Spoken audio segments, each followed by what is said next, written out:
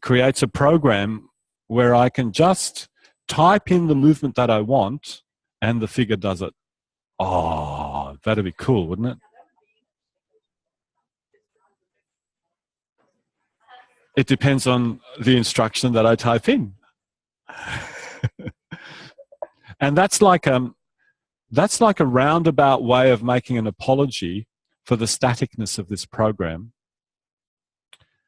Because when you look at images up on the screen, it's static. You actually have to invest your imagination into seeing movement there.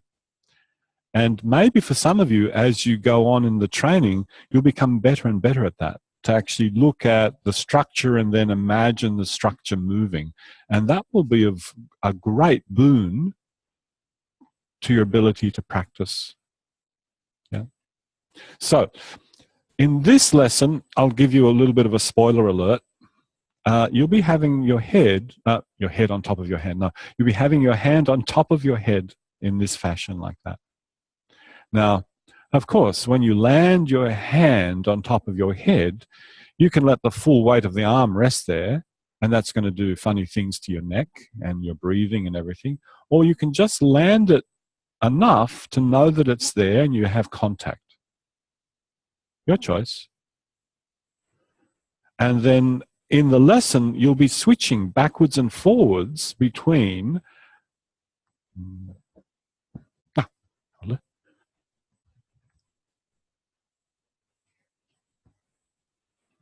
you know, some of my colleagues in the Feldenkrais world would say that I shouldn't be doing this. I shouldn't be showing you what's about to come, because that's going to spoil your experience. It's my choice. I'm spoiling your experience. Yeah. But look, can you imagine that there's something there like a sheet of paper and you have your hand and then you draw a circle with your elbow on that little sheet of paper? And my objective in showing you that is so that you actually know what I'm asking you to draw a circle on. It's not on the ceiling and it's not down there, that it's something out to the side and you're drawing a circle on that piece of paper there. And then you're going to switch between intentionally moving your arm to make the circle and then intentionally moving your head to make the circle. So you'll be switching back and forth between the two. That's the generality. And then there's the particulars. And the particulars is why I wanted to draw your attention to this image. So you can see there are the seven vertebrae that constitute the neck.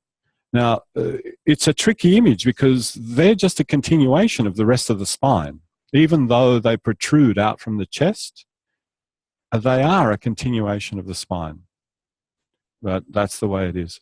And what we really want to zero in on is this area here and the relationship between here and here. So I'm going to zoom in a little bit. Yeah, that'll do. Let's go left. This is the program that we keep mentioning, you know, the living body, visible body. Yep. So here, this little shape here, it's like that bone, the Atlas. For those of you who know Greek mythology, Atlas was the sucker that got left with the world on top of his shoulders. You know, there's always a con man waiting to get you. Yeah.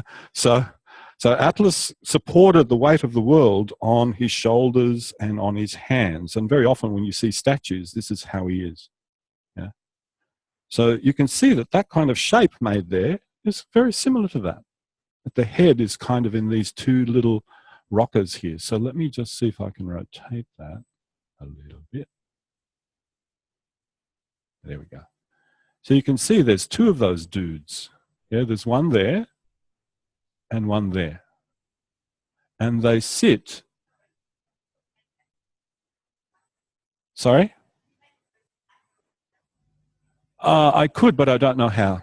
So rather than discombobulate myself and trying to do it. Thank you.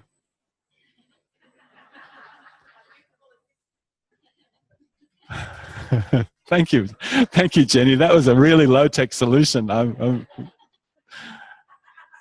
That's good. So there are those two rockers, and they sit upon this particular bone that is called the atlas. It's the very last vertebra of the spine. Now, if I hide this guy a little bit, yeah, you can see now. Yes, you've just lost your brain.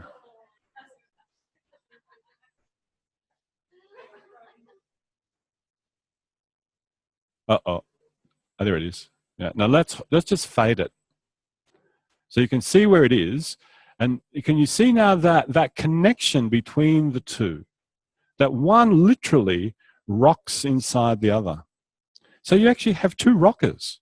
You have the rockers of your sitting bones, and then you have the rockers of the sitting bones of your head. So your head has a set of sitting bones. Interesting structure. Yeah.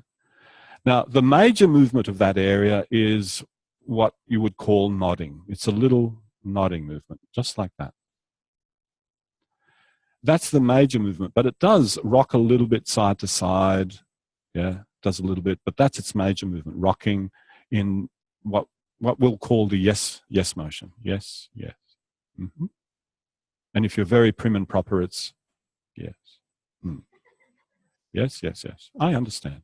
Don't tell me that. I know that. Good. Yeah, so that's that little guy. Uh-huh. Now, underneath that little guy, underneath the atlas, you have another vertebra.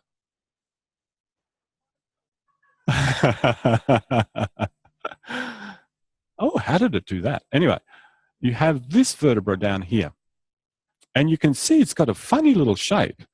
It's like the one above it, but it has a protruding bit, and then it has another protruding bit that's vertical, like a little pin. That's called the axis. So you have the atlas, and then you have the axis coming from underneath it. And you can think about it like this: if you take your thumb, yeah, or take your thumb like this. So take your thumb, stick it out, make a little donut shape with your fist, put the donut over the thumb, and now you see you can rotate that donut around the thumb. Yep. Oh, good. Uh-huh. Yeah, they ripped me off with the skeleton program. My product key won't work. So I have to ring them back and say, yeah. Yeah. So when you grab that, and if you have the skeleton program, have a look at it, because that's what you're aiming for here.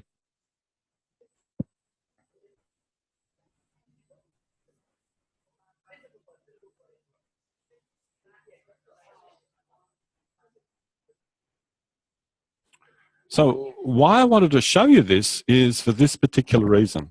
So far in this lesson, you've been using the trunk to carry the head around in a circle. Would you agree? Yes, you've been using the trunk to take the head around the circle. And then you've been using the whole length of the neck to do this kind of rolling movement of the head. You know, that really complicated two-step. Yeah.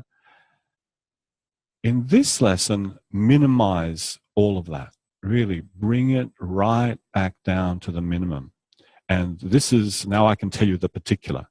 If your hand is resting on top of your head and you're using your arm to make a circle, you can use your hand to invite those top two vertebrae to make a little circle. Yeah, for the head to move on those two vertebrae right up here. So for some of you, that will be a relief that it doesn't have to be a big movement. But of course, your attentional acuity is going to have to sharpen quite a lot without you getting tense. So there's the balance, right? This is a really important balance. How to stay attentionally sharp, focused, without tensing yourself up. Because that's what many people want to do when they start to concentrate. Yeah. So there you are. and you're using that hand, you can manipulate the head a little bit with the hand, and look, the elbow still makes a circle. And it's a movement of the hand with the arm.